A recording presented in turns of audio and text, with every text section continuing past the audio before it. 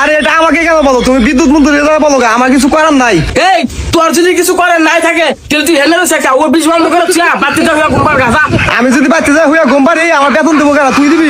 এই 24 ঘন্টার মধ্যে 1 ঘন্টা কারেন্ট দেয়, তোর আমার কিসের বেতন? এখনো সময় আছে, তুই অফিস বন্ধ করে বাড়তে থাকা। আর একবার যদি খালি জনগণ খাবে তখন কিন্তু খুঁজা ফেলাবো না।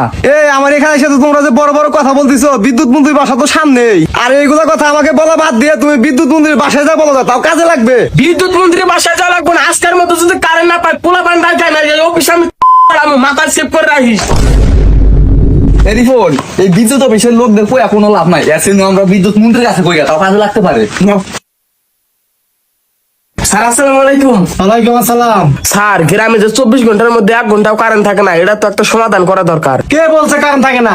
গ্রামে 24 ঘন্টার মধ্যে 23 ঘন্টায় কারেন্ট থাকে, আর একটু একটু কারেন্ট যায়। এটা আমরা খুব শীঘ্রই সমাধান করে দেবো, এটা নিয়ে আমরা কাজ করতেছি। স্যার আপনারা তো বরাবর এই একই কথা বলে আইতেছেন যে কাজ করতেছে, কিন্তু কোনো তো সমাধান আইতেছে না। আরে আগের সরকার তো সবকিছু লন্ডভন্ড করে রেখে গেছে, এই জন্য একটু সময় লাগবে। কিন্তু স্যার এর আগের 17 বছর আমরা খুব ভালোভাবে কারেন্ট পেয়েছি, কিন্তু আপনারা ক্ষমতা আসার পর থেকেই আমরা আর ভালোভাবে কারেন্ট পাইতেছি না। কেন পাইতেছি না এই বিষয়ে যদি আমাদেরকে একটু খুলে বলতেন। আরে সবাইকে তো আর সবকিছু বলা যায় না, তোমরা আমার কাছের মানুষ, তোমাদের বলাই যায়। আমি তো গেল 17 বছর ক্ষমতায় ছিলাম না, গেল 17 বছর মানুষের কাছ থেকে ধার দেনা করে প্রায় 100 কোটি টাকা ঋণ হয়েছিলাম। আমি তো প্রায় 1 বছর ধরে ক্ষমতায় আছি, 1 বছরে প্রায় 80 কোটি টাকা পরিশোধ করে ফেলছি, এখন আর 20 কোটি টাকা ঋণ আছে। কিন্তু স্যার আপনি 1 বছরে 80 কোটি টাকা কেমনে পরিশোধ করলেন?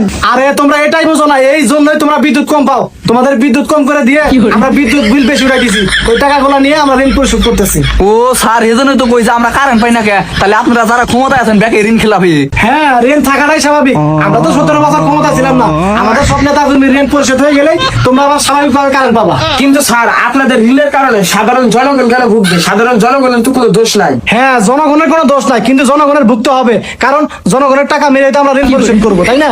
এই দেখো আমাদের বিরোধী দলের বন্ধুরা সামনে হারিকেন দিয়ে পিছনে ফ্যান চালিয়ে বসে আছে, বিষয়টা একেবারে হাস্যকর। আমি তাদেরকে একটা কথাই বলতে চাই, তাদেরকে আমি 3 মাস সময় দিব, 3 মাস না 6 মাস সময় দিব। 6 মাসের মধ্যে যদি ওরা বিদ্যুৎ সংশোধন করতে পারে, তাদের যত পরিকল্পনা আছে সব আমি বাস্তবায়ন করে দেবো। বুঝছি স্যার, আপনারা দলীয় নেতারা দশাস্তি করবেন আর আমাদের মতো সাধারণ জনগণের রাখবো।